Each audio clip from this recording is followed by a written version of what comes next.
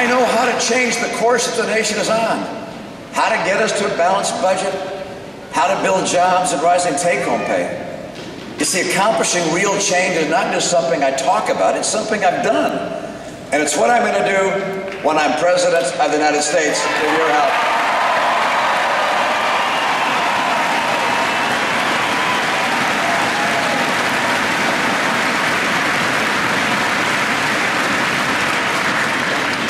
If you believe we can do better, if you believe America should be on a better course, if you're tired of being tired, then I ask you to vote for real change. And Paul, Ryan, and I, we're going to bring real change to America from day one. Because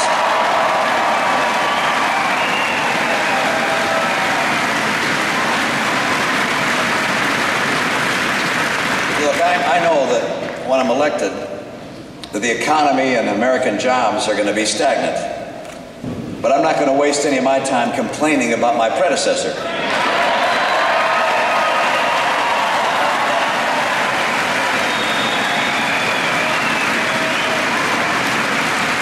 I won't be spending my time trying to pass partisan legislation that's unrelated to jobs and economic growth.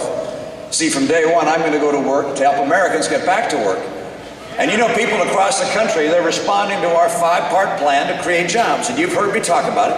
Part 1 is about taking full advantage of our energy resources. On day one,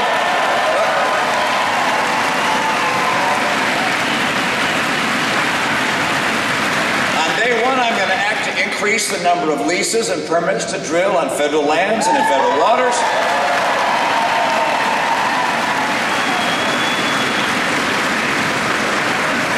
I'm going to act to speed the approval of the Keystone Pipeline from Canada.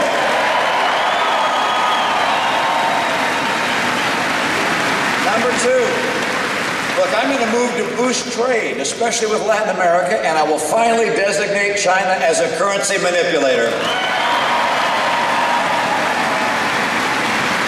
Number 3, I'm going to send to Congress the Retraining Reform Act to make sure that every worker gets the skills they need for a good-paying job. And 4, I'm going to move to tackle out-of-control spending. I will send Congress the first of several fundamental reforms called the Down Payment on Fiscal Sanity Act.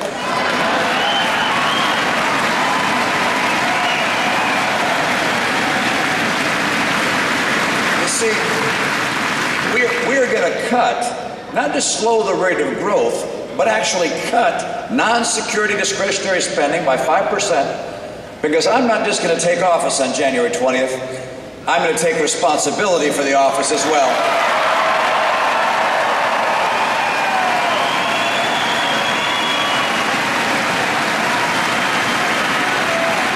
And number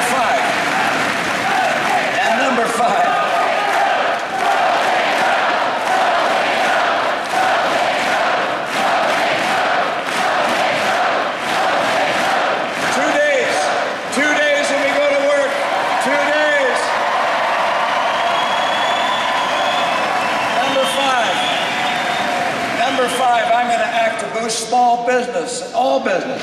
I'm going to be issuing executive orders aimed straight at the problems that have been holding this economy back. The first is going to grant state waivers from Obamacare to begin that repeal process.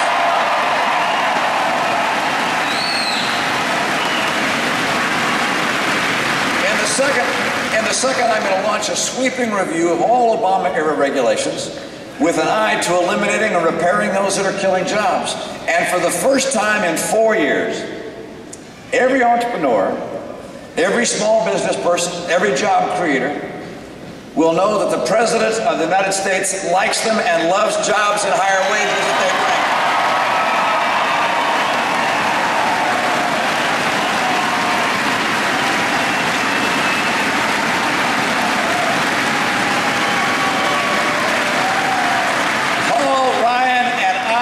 Limit government instead of limiting the dreams of our fellow Americans.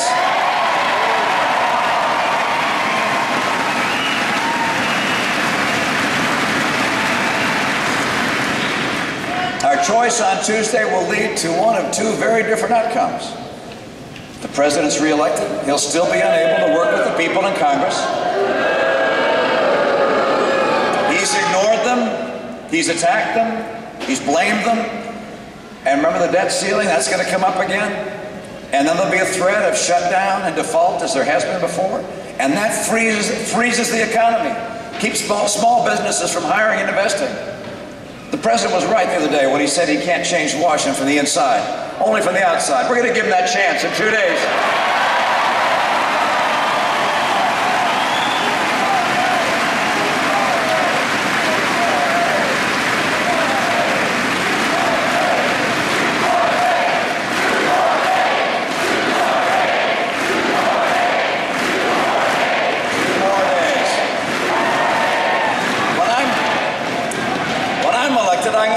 Republicans and Democrats in Congress, and I'll meet regularly with their leaders.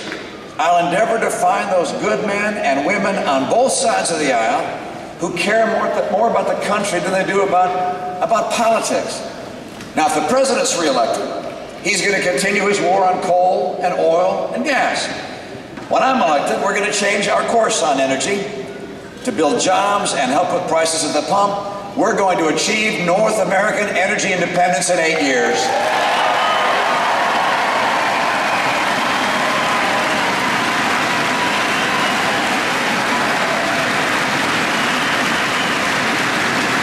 If the president were to be reelected, why, he would crush small business with his plan to raise taxes, to force unions on them, to expand regulations, and to impose Obamacare. I care about small business. I see it as a means for people to fulfill their dreams. Last week I met with Rhoda Elliott. She's been running her family restaurants for years. Bill's Barbecue in Virginia. It's a business that's been in her family for 82 years. At its high point, she employed 200 people. She just closed it down. She told me that regulations, taxes, Obamacare, and the effects of the Obama economy have put her out of business. And she teared up as she was telling me this story. This wasn't about money. This was about a future for her family and for her family of employees. I want to help the hundreds of thousands of dreamers like Rhoda, and I will.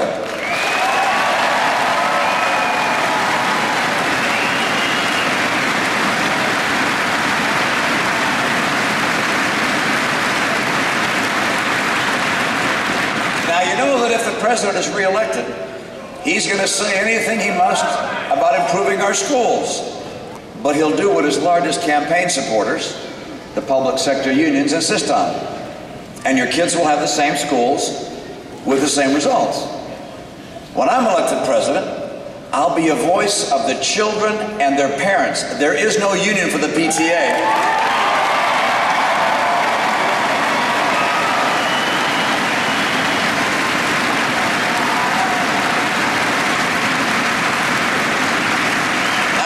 Sure that the parents have the information they need to know whether or not their school is succeeding or failing, and the choice they need to pick the school where their child can't succeed. Parents should have that choice.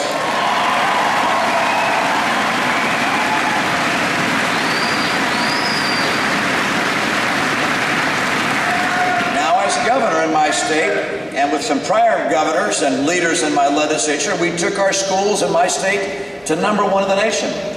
And we did it by working together, Republicans and Democrats, listening to the good advice of our best teachers who dedicated their lives to helping others, listening to parents and always putting the students and their education first. I'm going to do that as President of the United States and help fix our schools.